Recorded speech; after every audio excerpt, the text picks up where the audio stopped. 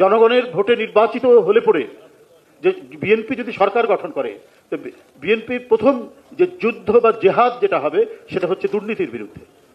কারণ দুর্নীতির জন্য আপনি সাদা চোখেই দেখুন, একজন মেধাবী ছেলে সে ইউনিভার্সিটিতে বা তার প্রতিষ্ঠানে ফার্স্ট ক্লাস পেয়ে এসছে, কিন্তু তার কোনো ব্যাকিং নেই।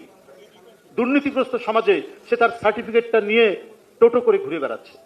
তো দুর্নীতি বিরোধী সত্যিকার অর্থে একটা সুশাসন থাকলে ওই মেধাবী ছেলের সরকারি চাকরি পেতে কোনো অসুবিধা হয় না।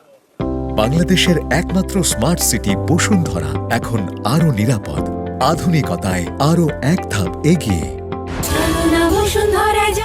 সরকারের সহায়তাহীন একজন কৃষক তার যে প্রয়োজনীয় যে জিনিসগুলো দরকার, কৃষি উপকরণগুলো দরকার, সে পাচ্ছে না।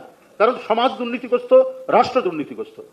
দুর্নীতিমুক্ত একটি সরকার গঠিত হলে তাহলে ওই কৃষক ন্যায্য মূল্যে তার কৃষি উপকরণ পাবে।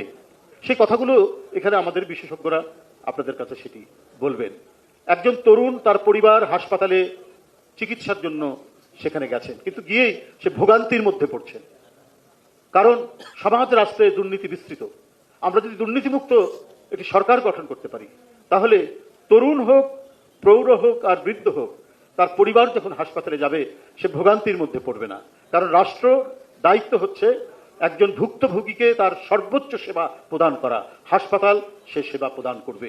এটি হচ্ছে মূল বিষয়। আজকে নানা কৌশলে, নানাভাবে, নানা কথা নানা দিক থেকে বলা হচ্ছে। গতকাল আমাদের ভারপ্রাপ্ত চেয়ারম্যান বারবার একটা ষড়যন্ত্রের কথা বলেছেন।